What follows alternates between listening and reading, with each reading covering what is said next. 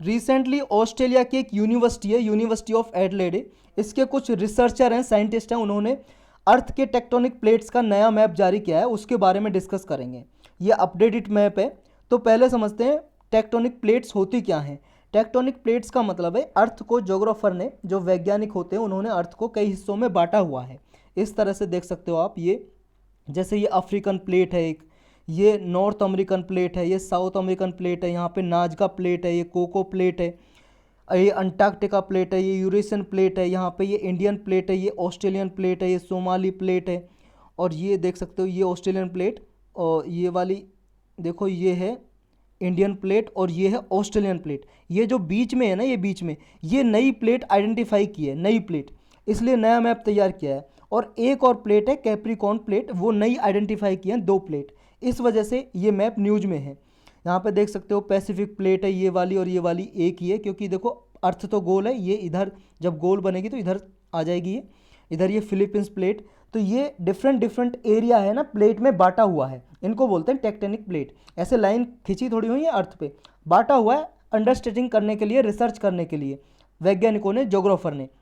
और जो ये अर्थ है, ये लिथोस्फीयर का पार्ट होता है, एक तरह से लिथोस्फीयर होता है। लिथोस्फीयर का क्या मतलब है, जो टेक्टोनिक प्लेट है ये लिथोस्फीयर का पार्ट है अर्थ की।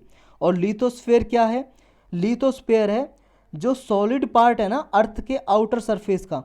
अर्थ का जो आउटर सरफेस है, आउटर सरफेस कौन सा है, अर्थ के बारे में आपने पढ़ा होगा, ये अंदर वाला पार्ट कोर है, CORE, कोर। उसके बाहर, कोर के बाहर वाला मेंटल है, मेंटल MANTLE। और सबसे बाहर वाले पार्ट को, जिस पे आप खड़े हो, जिस पे आप बैठे हो, अर्थ के बाहर वाला पार्ट, उसको बोलते हैं क्रस्ट। क्रस्ट, भूपरपटी बोलते हैं हिंदी में। तो ये कोर, मेंटल, क्रस्ट।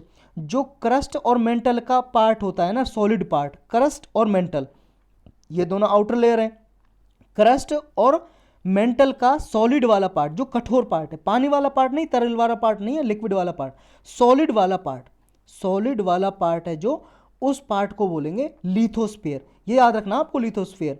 और एक होता है एस्थेनोस्फीयर। एस्थेनोस्फीयर, एस्थेनोस्फीयर पार्ट होता है, ये प्लास्टिक फॉर्म में होता है, थोड़ा थोड़ा लिक्विड फॉर्म में, थोड़ा कठोर फॉर्म में, सॉलिड फॉर्म में, एस्थेनोस्फीयर। एस्थेनोस्फीयर होता है मेंटल का पार्ट। याद रखना, सिर्फ मेंटल के जो ऊपर वाला पार्ट है, मेंटल जो परत है अर्थ की, मेंटल के ऊपर वाला पार्ट है जो, वो है एस्थेनोस्फीयर। और लिथोस्फीयर कौन सा है, सॉलिड पार्ट है, क्रस्ट और मेंटल का सॉलिड पार्ट।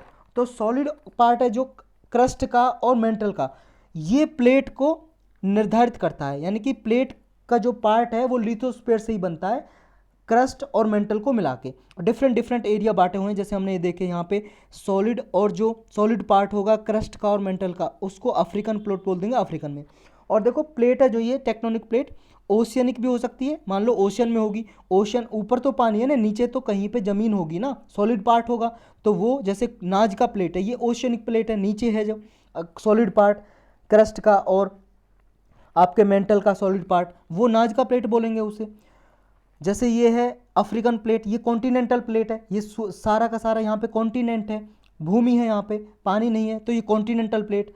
और कुछ प्लेट ऐसी हो सकती हैं आधी ओशियनिक आधी कॉन्टिनेंटल, तो इससे आपको कन्फ्यूजन नहीं होना चाहिए। और देखो ये जो प्लेट हैं tectonic plate, United States geological survey है जो, उसके हिसाब से एक मैसिव इरेगुलर शेप्ड का सॉलिड रॉक है, जो हमने अभी डिस्कस किया। सॉलिड चट्टानें हैं, ये मैसिव होती हैं बहुत ही, और लिथोस्फीयर से बनती हैं ये। अर्थ का जो टॉप लेयर है लिथोस्फीयर, जिसमें मेंटल और क्रस्ट दोनों आते हैं। टेक्टोनिक प्लेट की जो मूवमेंट है, इसकी वजह से अर्थक्वेक और वोल्केनो आते हैं। जो ये प्लेट है ना, इस तरह से मूवमेंट करती रहती हैं, इतना तेज नहीं, ये बहुत ही धीरे धीरे मूवमेंट करती रहती हैं। और जब ये मूवमेंट करती रहती हैं, हिलती रहती हैं, इनकी वजह से भूकंप आते हैं, अर्थक्वेक, इनकी वजह से ज्वालामुखी फटते हैं, वोल्केनो आते हैं। नीड क्या है इस मैप की, नीड इसलिए देखो बेटर अंडरस्टैंडिंग की जा सकेगी, जो नेचुरल हजार्ड होते हैं जैसे अर्थक्वेक, वोल्केनो कहाँ कहाँ पे किस तरह से आ रहे हैं, तो ये नया मैप इनमें इनकी अंडरस्टैंडिंग करने में सहायता करेगा। ये जो एक प्लेट मॉडल है, प्लेट मॉडल की वजह से जो जियो हजार्ड है ये इम्प्रूव होगा, इसका रिस्क कहाँ कहाँ पे ज़्यादा जोखिम है, और जियो डायनेमिक की वजह से अर्थ इवोल्यूशन कैसे कैसे हुई, अर्थ का कैसे कैसे बनी, कैसे ओरिजिन हुआ, और कहाँ पे कौन कौन से मिनरल्स हो सकते हैं, इसका स्टडी करने में फ़ायदा मिलेगा इस न्यू मैप से। कौन कौन सी टेक्निक यूज की गई है इस नए मैप को तैयार करने में? इसको तैयार करने में देखो, एक तो जियोलॉजिकल मॉडल, ये हमने इसकी सहायता ली है साइंटिस्ट ने, जोग्राफर ने।